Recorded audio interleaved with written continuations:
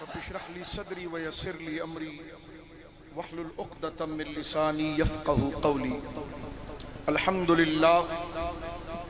अल्हम्दुलिल्लाहिल मुब्दिइल मुईदिल गनिय्यिल हमीद ज़िलफ़िल वासिअ वल इक़ाबिश शदीद मन हदाहु फ़हुव सईदुस सदीद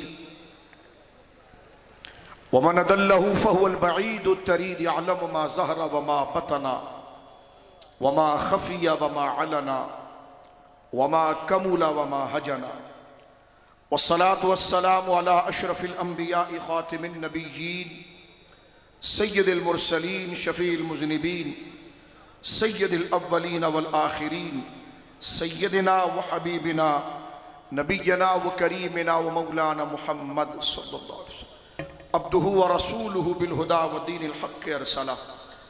अम्मा बादु फ़अऊज़ु बिल्लाहि मिनश शैतानिर रजीम बिस्मिल्लाहिर रहमानिर रहीम इन्नल्लज़ीना यकफ़ुरूना बिआयातिल्लाहि व यक़्तुलूनन नबिय्यीना बिग़ैरि हक़्क़िन व यक़्तुलूनल्लज़ीना यअमुरूना बिल क़िस्ति मिनन नास फ़बश्शिरहुम बिअज़ाबिन अलीम।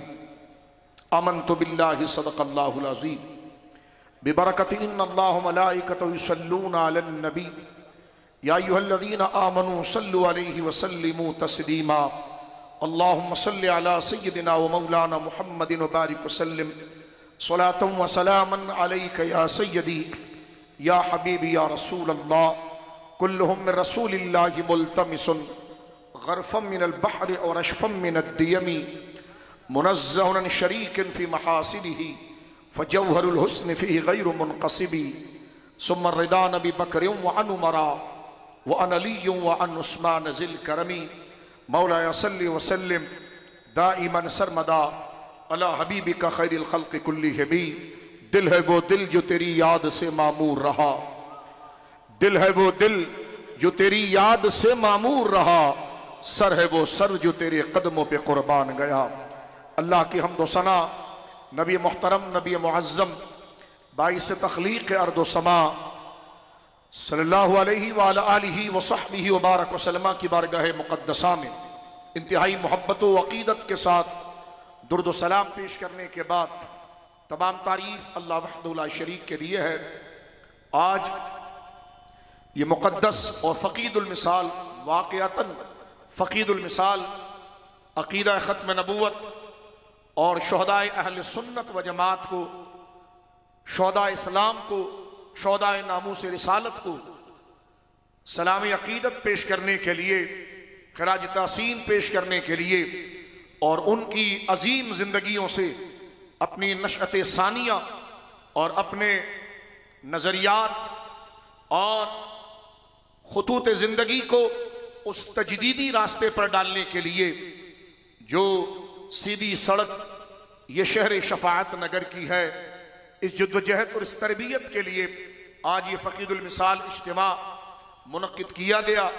मैं समीम क़ल्ब से हज़रत क़िबला पीर तरीक़त पीर याक़ूब सहफ़ी साहब क़िबला दामत बरकातुहुल आलिया को और काज़ी बिरादरान ज़ीदा शरफ़ुहुम कस्सरहुमुल्लाह को समीम क़ल्ब से मुबारकबाद पेश करता हूँ और बिलख़ुसूस शहज़ादा अहले सुन्नत, आबरू अहले सुन्नत व जमात के एक बेदार और गैरत और हमियत वाली आवाज़, गैरतमंद वालिद के गैरतमंद शहज़ादे हज़रत क़िबला अल्लामा मौलाना हाफ़िज़ साद हुसैन रिज़वी अतालल्लाहु उम्रहु की क़ियादत और सियादत में आज ये इज्तिमा मुनक़्क़िद हुआ है। मैं तहरीक लब्बैक पाकिस्तान, तहरीक लब्बैक या रसूलल्लाह के तमाम गैरतमंद होदेदारान, कारकुनान और जुमला उश्शाक़ मुस्तफ़ा करीम सल्लल्लाहु अलैहि वसल्लम को ख़राज तहसीन पेश करता हूँ। अभी एक तफसीली खिताब हुज़ूर मुफ्ती आज़म पाकिस्तान बक़ियतुस सल्फ़ फ़ख़्रुल ख़ल्फ़ हज़रत अल्लामा मुफ्ती मुनीबुर रहमान साहब क़िबला अतालल्लाहु उम्रहु का हुआ और उसमें हमें सीखने के लिए और इस पुराशोब और इस पुरफितन और सरासर मादियत के इस दुनिया में इखलास और गैरत और हमियत और अल्लाह रब्बुल आलमीन जल्ला वाला की रिज़ा के उस मुक़द्दस नज़रिए को बाकी रखने के लिए और इस पुरखतर राह को अबूर करके अपने आप को हक के साथ वासिल करने के लिए बहुत बुनियादी उसूल हमें सीखना नसीब हुए। तहरीक लब्बैक पाकिस्तान, तहरीक लब्बैक या रसूल अल्लाह एक कुर्बानी का सफ़र है, एक जद्दोजहद का सफ़र है और अहले सुन्नत व जमात और दीन इस्लाम की नशत सानिया का यह सफ़र है जिसकी बुनियाद हज़रत अमीर मुजाहिदीन फ़ख्र आलम इस्लाम हज़रत अल्लामा मौलाना हाफिज़ खादिम हुसैन रज़वी रज़ी अल्लाह ताला अन्हु वरदाहु व नव्वरल्लाहु मरक़दहु की मुखलिसाना क़ियादत, आपका इखलास, आपकी जद्दोजहद और आपके शब रोज़ जो आपके इखलास पर और अल्लाह उसके रसूल के साथ कामिल मोहब्बत और दीन के नज़रियात के साथ कामिल वाबस्तगी का मजहर है। बल्कि मैं ये बात अगर कहूँ तो मुबालगा नहीं होगी, ये वो हस्तियाँ हैं दौर सहाबा में पैदा हुआ करती हैं, लेकिन अल्लाह रब्बुल आलमीन जल्ला वाला ऐसी रूहों को एक अलग आलम में जन्म देता है और हम जैसे लोगों को बेदार करने के लिए, उम्मत के अंदर बेदारी और गैरत और हमियत की लहरों को जोड़ने के लिए और उन्हें दीन के सही नजरियों से वाबस्ता करने के लिए ऐसी हस्तियां हर दौर के अंदर आती है। अल्लाह रब्बुल आलमीन आपकी कब्र अक़दस पर अनवार तजल्लियात की बारिश फरमाए और इस मिशन नामू से रिसालत और ख़त्म नबूवत के मुहाफिजीन ने जो तसलसल के साथ अपनी कीमती जानों का नजराना इस कीमती मिशन पर दिया है, अल्लाह रब्बुल आलमीन उन तमाम की क़ुबूर मुक़द्दसा को अनवार तजल्लियात की आमजगाह बनाए। इख्तिसार के साथ मेरे दोस्तों बुजुर्गों, अल्लाह रब्बुल आलमीन जल्ला वाला ने, देखो इंसान की जिंदगी जो है वो रब को जब पसंद आती है कि जब उसके अंदर गैरत और हमियत हो। जामे तिर्मिज़ी शरीफ की हदीस है, रसूल करीम सल्लल्लाहु अलैहि वसल्लम इरशाद फरमाते हैं कि अल्लाह खुद गैरत को पसंद करता है, नबी भी गैरत वाला है और मोमिन भी गैरत वाला है। गैरत, हमियत वो पाकीज़ा जज्बा है जिसको सादे अंदाज में मैं अपने दोस्तों तक पहुंचाना चाहूंगा। गैरत एक पाकीज़ा गुस्से की कैफियत है। कभी गुस्सा शर्मिंदगी का बाइस है, कभी गुस्सा खुदा का महबूब बनाने का जरिया बन जाता है। हज़रात सूफिया किराम गैरत की बड़ी खूबसूरत ताबीर करते हैं। फरमाए गैरत एक वफादार के अंदर उठने वाला वो इश्तिआल, वो गुस्सा जो किसी असलुल उसूल की इज्जत और उसकी नामूस के तहफ़्फ़ुज़ के लिए जो गुस्सा उसके अंदर बेदार होता है, ये गुस्सा हमियत कहलाता है और गैरत कहलाता है। जैसे माँ की कदर, जैसे बहन की कदर, जैसे बेटी की कदर, कि उस बंदे के नजदीक वो उसकी असल है, उसके नजदीक वो एक मुकद्दस मकाम है, तो उस मुकद्दस मकाम की हिफाजत तहफ़्फ़ुज़ के लिए उसके अंदर जो इश्तिआल और एक फिक्र पैदा होती है, उस फिक्र को गैरत कहते हैं। और अल्लाह रब्बुल आलमीन जिसे बख्शना चाहता है उसे दीन के असलुल उसूल पर हमियत का ये पाकीज़ा जज्बा अता फरमाता है, जो यकीनन इस तहरीक में हम हर लहजा देखते हैं, हर लम्हा देखते हैं। मेरे दोस्तों बुजुर्गों, कुरान करीम का इरशाद है कि इन्नल्लज़ीना यकफ़ुरूना बिआयातिल्लाहि व यक़्तुलूना अन्नबिय्यीना बिग़ैरि हक़्क़िन, कुछ ऐसे बदबख्त और फुस्साक गुजरे जिनके बारे में कुरान कहता है कि वो लोग इन्नल्लज़ीना यकफ़ुरूना बिआयातिल्लाहि, बेशक वो लोग जिन्होंने अल्लाह की आयात का इनकार किया, व यक़्तुलूना अन्नबिय्यीना बिग़ैरि हक़्क़िन, और नेकी का हुक्म देने वाले, हक बात को जिंदा रखने के लिए और सही सिमत की तरफ कौम और यूथ की फिक्र को मबजूल कराने वाले, हक नेकी का हुक्म करने वाले और बुराई से रोकने वाले, उम्मत के वो मुआशरे के वो बेहतरीन लोग, और बिलखुसूस इंसानियत में सबसे बड़ा वो बेहतरीन तबका ज़ात अंबिया का, जो इस दुनिया से फसाद को खत्म करने के लिए, बदअमनी को खत्म करने के लिए और खयानत को खत्म करने के लिए, जुल्म को खत्म करने के लिए लोगों के अंदर हमियत को बेदार करते हैं।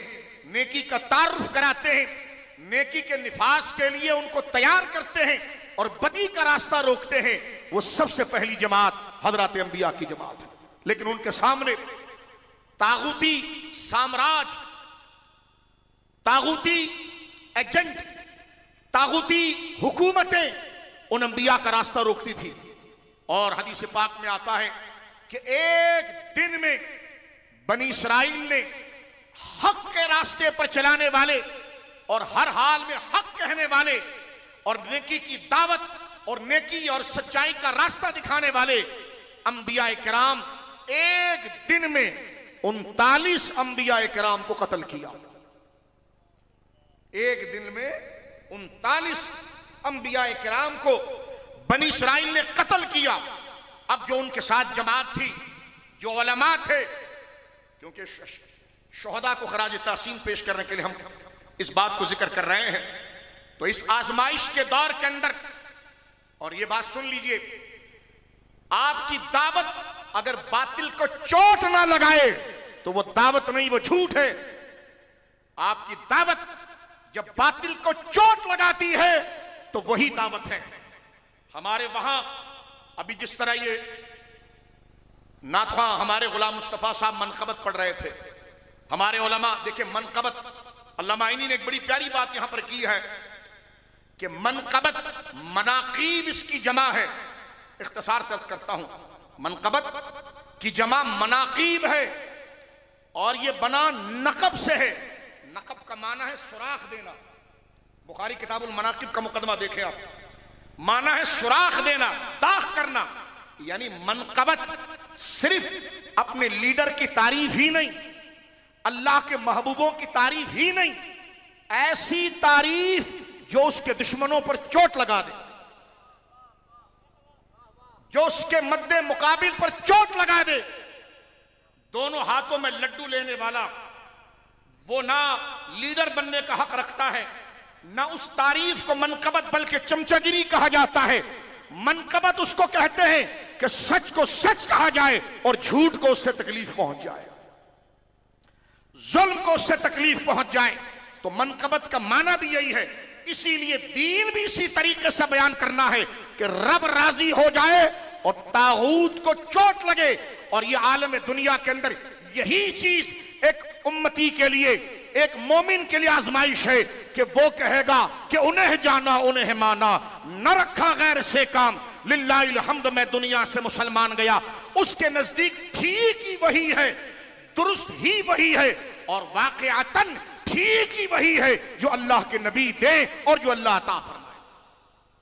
लिहाजा जब अंबिया सीधा रास्ता दिखाते हैं तो उससे करप्शन करने वाले, दीन के साथ धोखा करने वाले, फ्रॉड करने वालों को जब तकलीफ पहुंचती है तो उन्होंने अंबिया किराम को कत्ल किया। एक दिन में 43 के करीब अंबिया को कत्ल किया। लेकिन अल्लाह ने उन अंबिया को वफादार साथी भी अता फरमाए थे। अहदीस में आता है कि जनाब उन अंबिया की शहादत के बाद 120 उलमा मैदान में आए।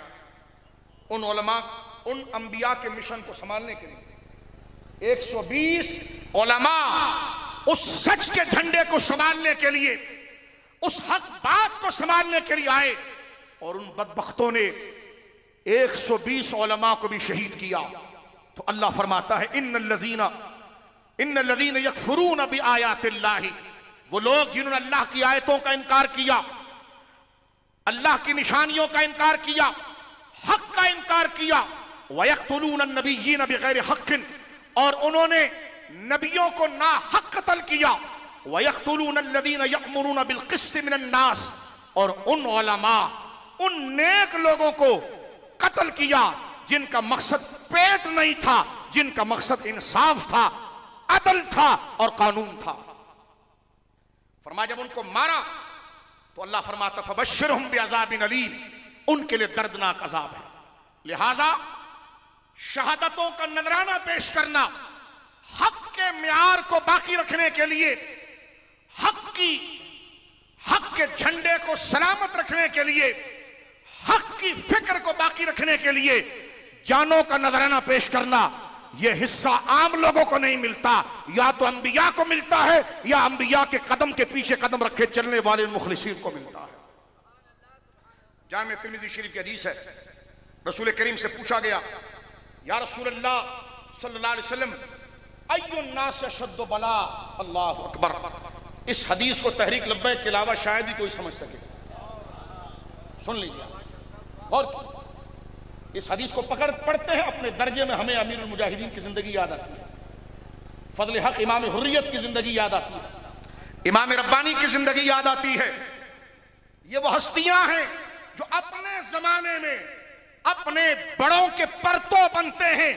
जिस तरह के यहां पर अंबिया को मारा उन्होंने, फिर उनके मुत्तबईन को मारा। क्यों मारा? इसलिए कि उनको दुनिया के में अल्लाह रब्बुल आलमीन ने फसाद को खत्म करने के लिए पैदा किया था। और फसाद क्या था? खयानत। फसाद क्या था? बदमनी। फसाद क्या था? किज़्ब। फसाद क्या था? जुल्म। और उलमा जो होते हैं, जो अंबिया के रास्ते पर चलते हैं, उनका पहला मिशन होता है अदल, अमानत, सदाकत, सच्चाई। यही वो तहरीक की बुनियाद होती है और यही निजाम मुस्तफा है।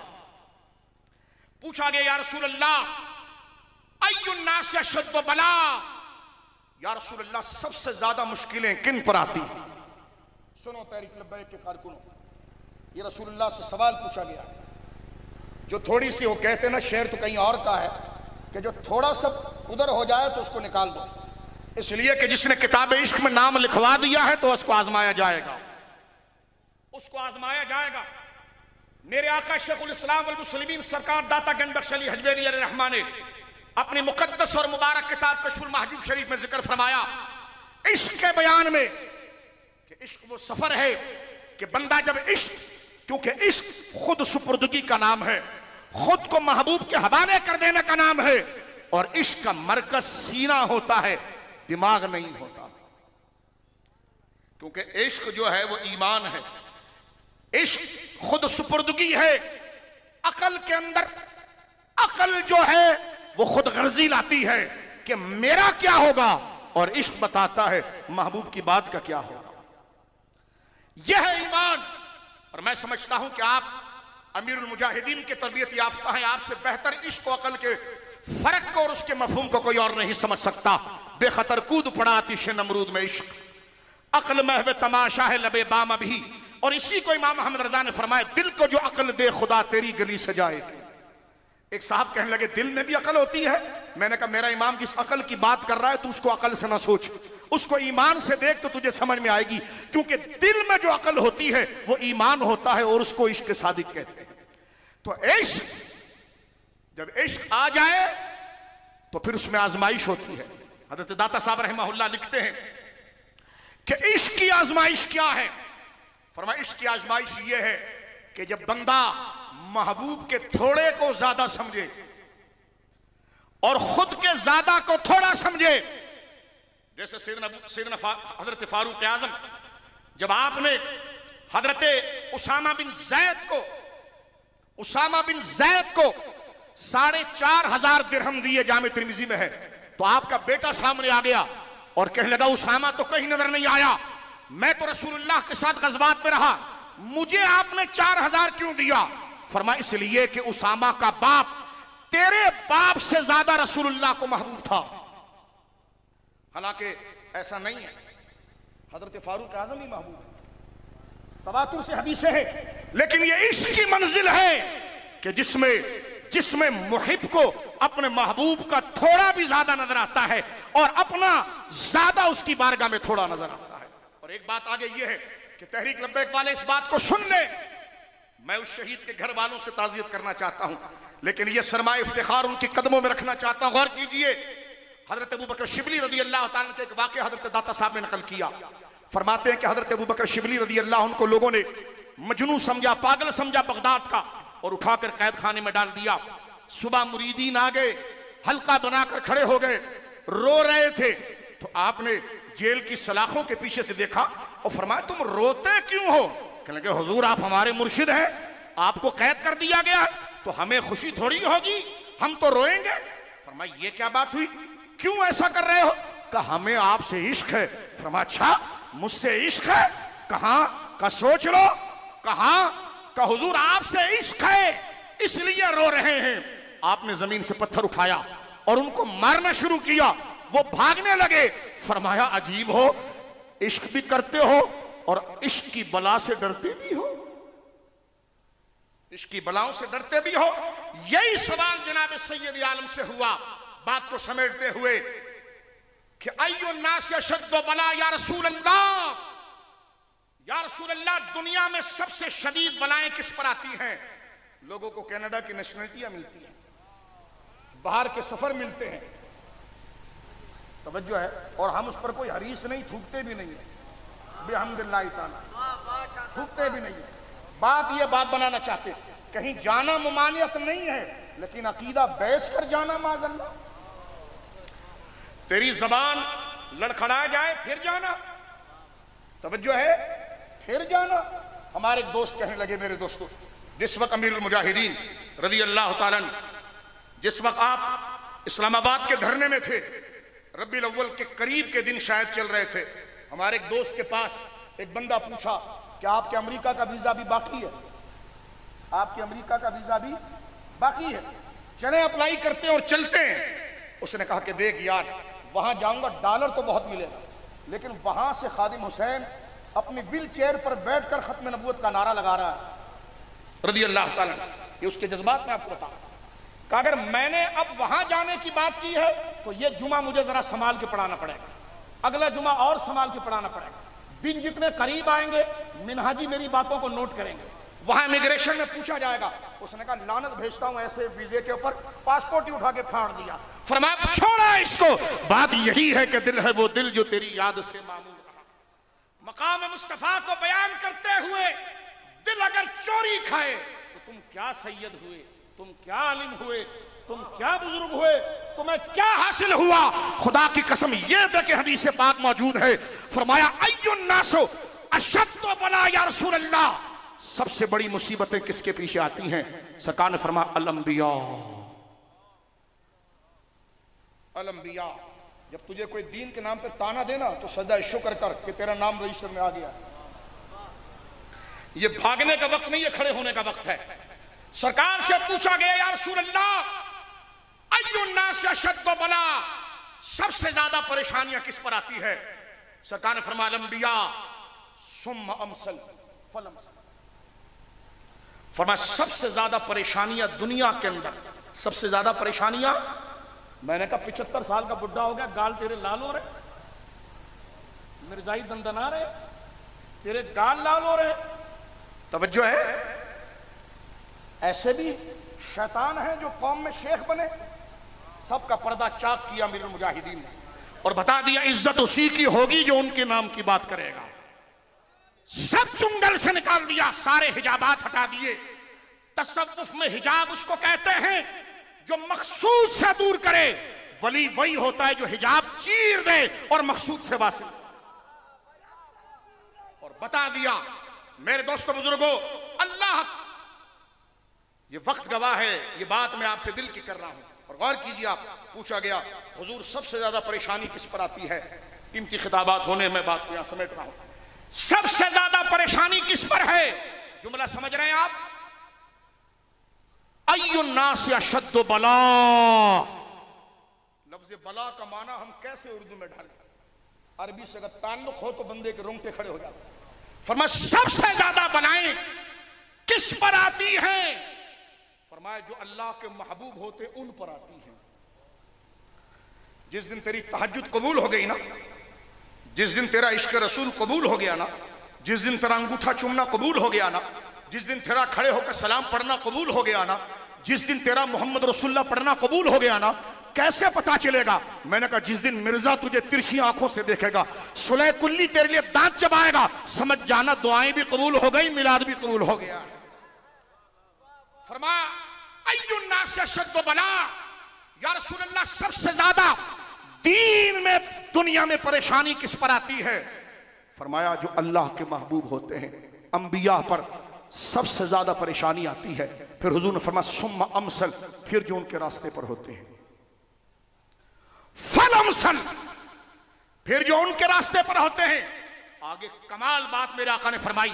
हुजूर फरमाते हैं अलैहिस्सलाम, सरकार फरमाते फ़इन काना दीनुहु सुल्बन, फ़इन काना दीनुहु सुल्बन, अगर वो अपने दीन में सच्चा मजबूत वफादार हो कि मजमे में भी नारा लगाए और रात के अंधेरे में भी पहरा दे, ना यहां खयानत करे ना वहां खयानत करे, बल्कि वो तन्हाई में भी कहे कि दिल है वो दिल जो तेरी याद से मामूर रहा, सर है वो सर जो तेरे कदमों पर कुर्बान गया, जो मजमे में भी कहे और तन्हाई में भी कहे कि उन्हें जाना उन्हें माना, न रखा गैर से काम। हुजूर फरमाते व इन काना दीनुहु सुल्बन, जो अपने दिल में, जो अपने दीन में, जो अपने रब से, जो अपने रसूल से, जो अपने दीन से जितना वफादार होगा, इश्तद्द बला, उस पर उतनी ज्यादा परेशानी आएगी।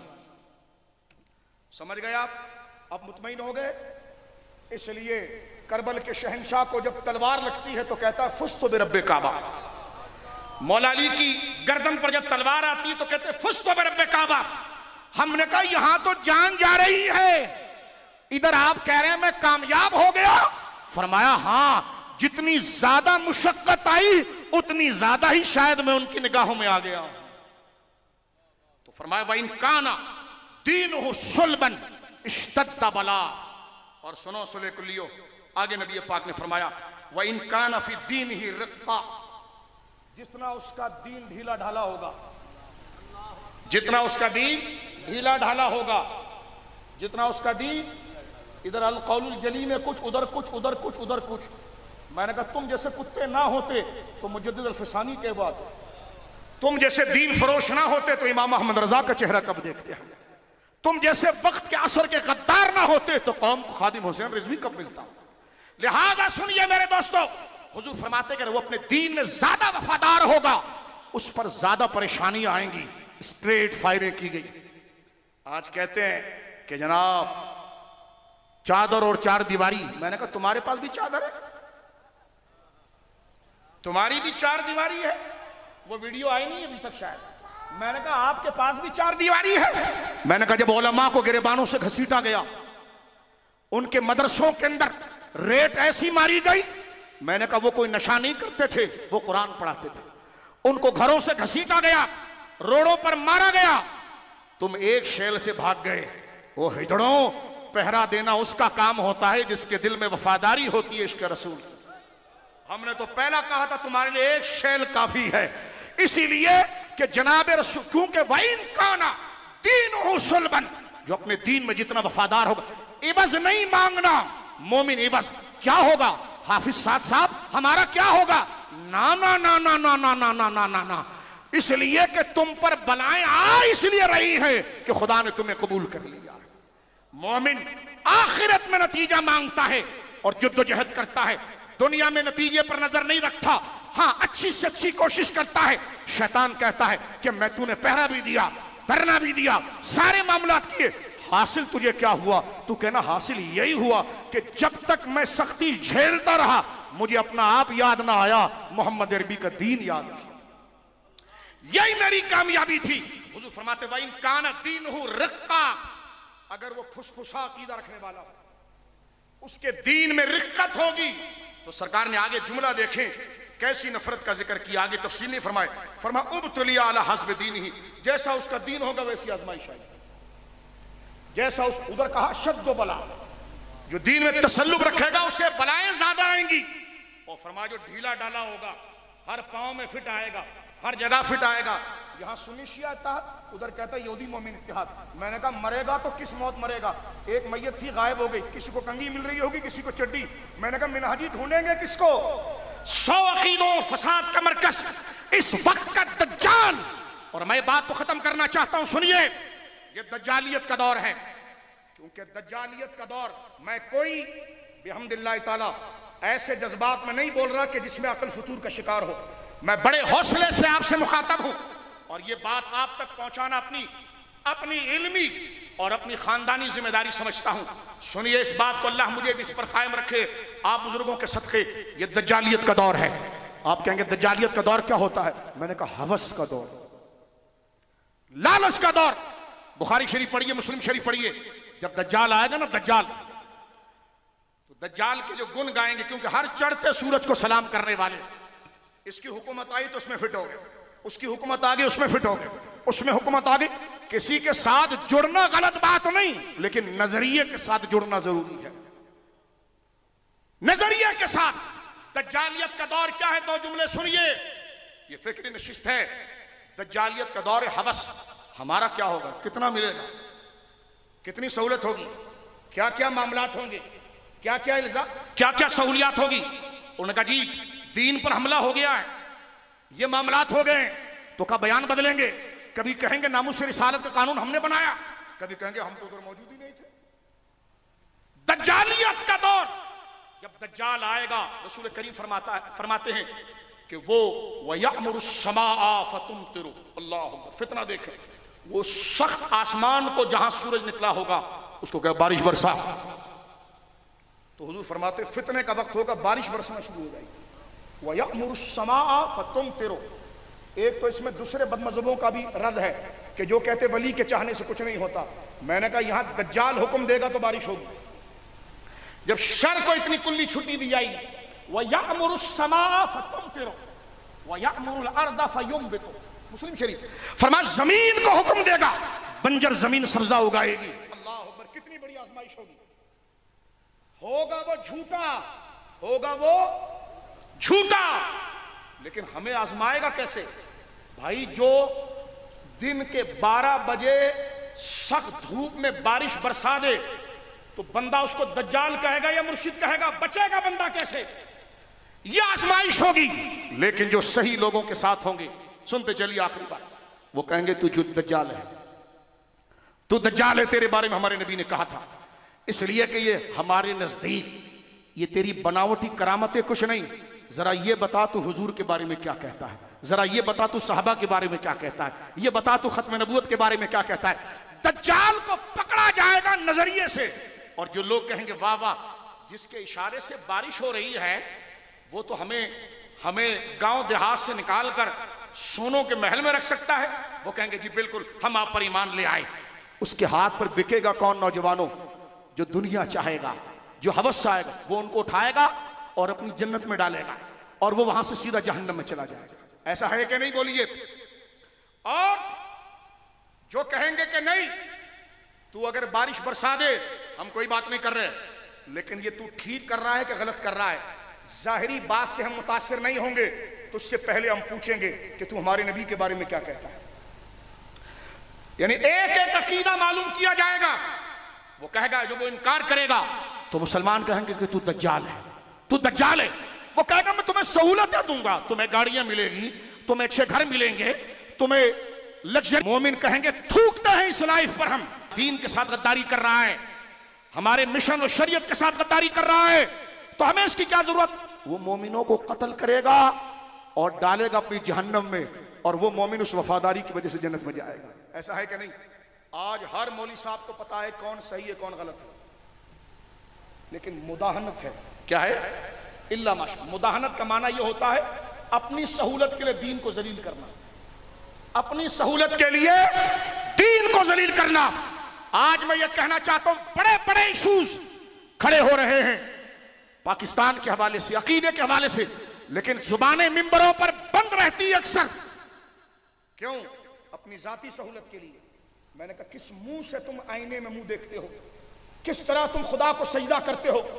जहां दीन को गिराया जा रहा है उस मिंबर पर बैठकर तू नजरिए की बजाय लोगों को कोई और बातें लगा रहा हो, लोगों को देखकर दीन बयान कर रहा हो, तो ये दज्जालियत का दौर है। मुसलमान जब कलमा पढ़ लेता है तो उसका जीना मरना दीन के साथ होता है। अगर ये दुनिया खैर की जगह होती तो अली को शहीद ना किया जाता।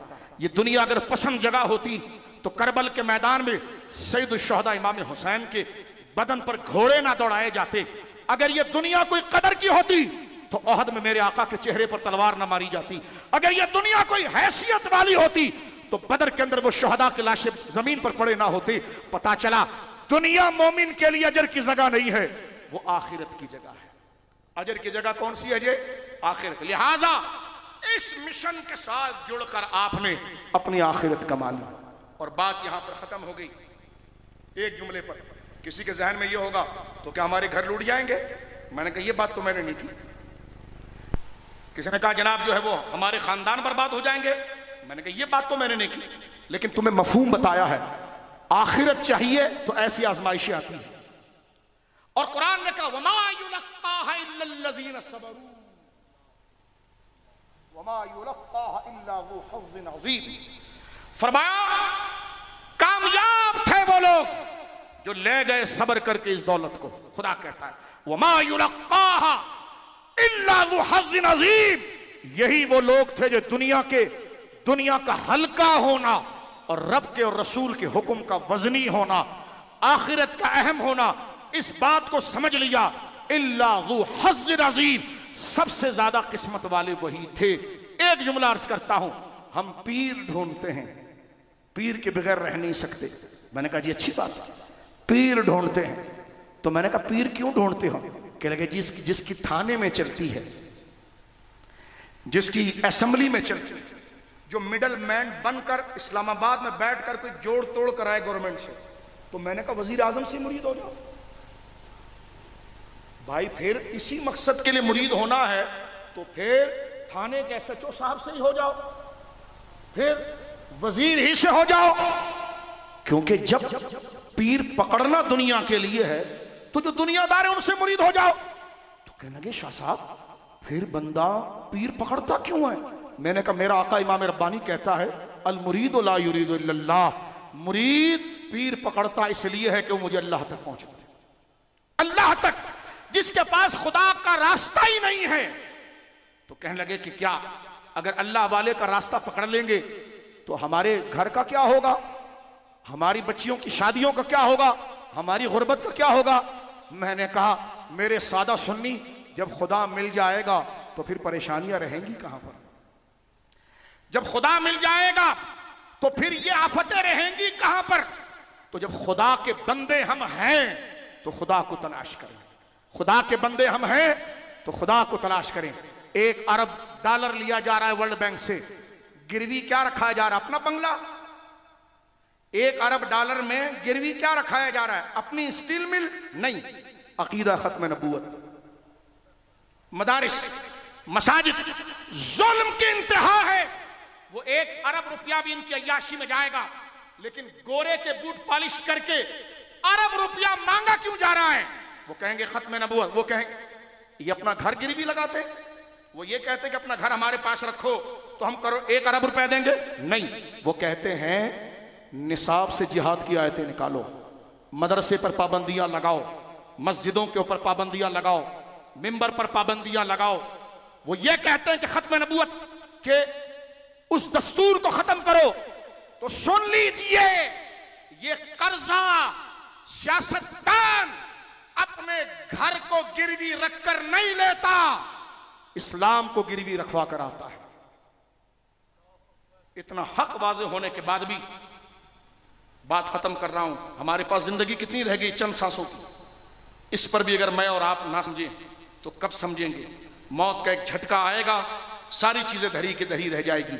सही जगह पर पहुंच चुके हैं और लब्बैक या रसूलल्लाह का नारा लगाकर सही मरकज पर खड़े हो गए हैं।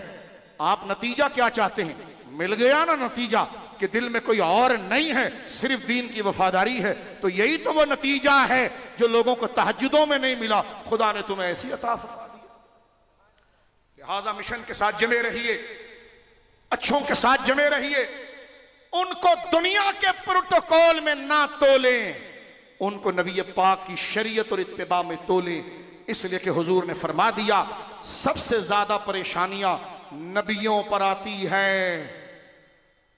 बताओ सबसे इज्जत वाला तबका कौन है? नबी है ना। इज्जत वाले की परेशानी यही है कि उसको दीन की वजह से परेशानी आए। जिस मुल्ला को दीन के लिए परेशानी ना आए उसकी बैत कैसी जायज है, उसके पीछे नमाजें कैसी जायज है? कि जो दीन के लिए सताया नहीं गया वो इमाम हुसैन का नाम किस मुंह से लेता है? अबे अहले बैत का सौदा बेच रहा है और खुद खा रहा है। इधर अकीदा खत्म नबूवत पर डाका पड़ गया, तुझे नींद कैसी आई? हम भी देखते हैं कयामत में तू बख्शा कैसे जाता है। तेरी कब्र पर जो मनो अगर फूल भी डाले, फायदा फूल वाले का होगा कि उसका बिक गया, तुझे जवाब अंदर देना होगा। एक तरफा सिर्फ अपना खानदान बेचना, अपने जात की बात करना, और जिसके दम से ये दीन खड़ा है, जिसके दम से खानदानों की इज्जत है, उसकी आबरू को यूरोप के भंगी चैलेंज करें, तू गूंगा बन के बैठा रहे। तेरी पीरियत पर मैं लानत भेजता हूं फिर, और तेरी इस मुदाहनत पर लानत भेजता हूं मैं। लानत गुनाह नहीं है, यह बद्दुआ है कि तुझ पर रहमत नहीं हो सकती, इसलिए कि जहां सरकार के गिरेबान पर हाथ जा रहा हो, तू खानदान का सौदा बेच रहा हो। क्यों निकल कर नहीं आए बाहर? ये सवाल कब्र के अंदर पूछा जाएगा। हमने किसी को ना जलाने के लिए बात की है, ना किसी को हिट किया है, खुद को आईने के सामने पेश किया है, और माशरे के हर फर्द को। और मैं सलाम पेश करता हूं अमीरुल मुजाहिदीन को, वाकई में उन्होंने कौम को बेदार कर दिया, कौम को बता दिया पीर भी, सैयद भी, आलिम भी हो, सब इज्जत वाले हैं, लेकिन क्या वो हुजूर के हक पर पहरा देते हैं? क्योंकि ये सारी इज्जतें हुजूर की वजह से थी। जब सरकार की इज्जत पर हमला हो और वो खड़ा ना हो, तो उसकी दाढ़ी तो सफेद हो सकती है, वो पीर नहीं हो सकता। जो खड़ा हो जाए, उसकी दाढ़ी ना भी आई हो, खुदा ने उसको पीर बना दिया। इसलिए कि जिसको वफादारी आ गई, उसे ही दीन आ गया, उसे इश्क रसूल आया। देखो सर, इमाम अहमद रजा के शेर पर बात खत्म करते हैं। सर तो जानवर का भी होता है, दिल तो जानवर का भी होता है, लेकिन मेरे इमाम ने किस ऊंची बात पर इस हदीस की सदाकत को बयान किया। फरमाया दिल तो जानवर के पास भी होता है, लेकिन मोमिन का दिल कैसा होता है? फरमाया दिल है वो दिल जो या रसूल अल्लाह तेरी याद से मामूर रहा, और सर है वो सर जो तेरे कदमों पर कुर्बान गया। अल्लाह रब्बुल आलमीन इस गैरत और हम्मियत पर हमें जमने की तौफीक अता फरमाए।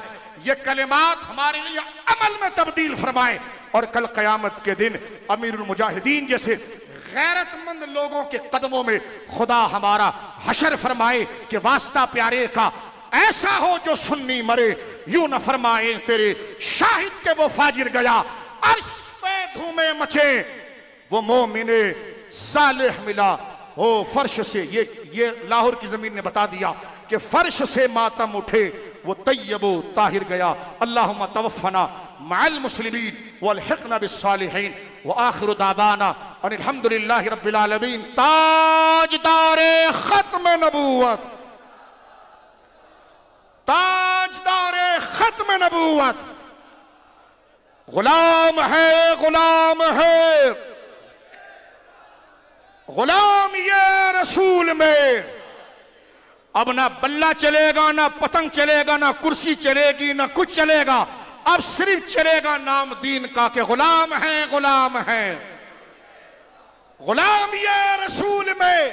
समझ कर बोलना, गुलाम ये रसूल में। और जो हो ना इश्क मुस्तफा तो जिंदगी फजूल है। अल्लाह हमें इस्तिकामत दे और इसी पर हमें खात्मा था।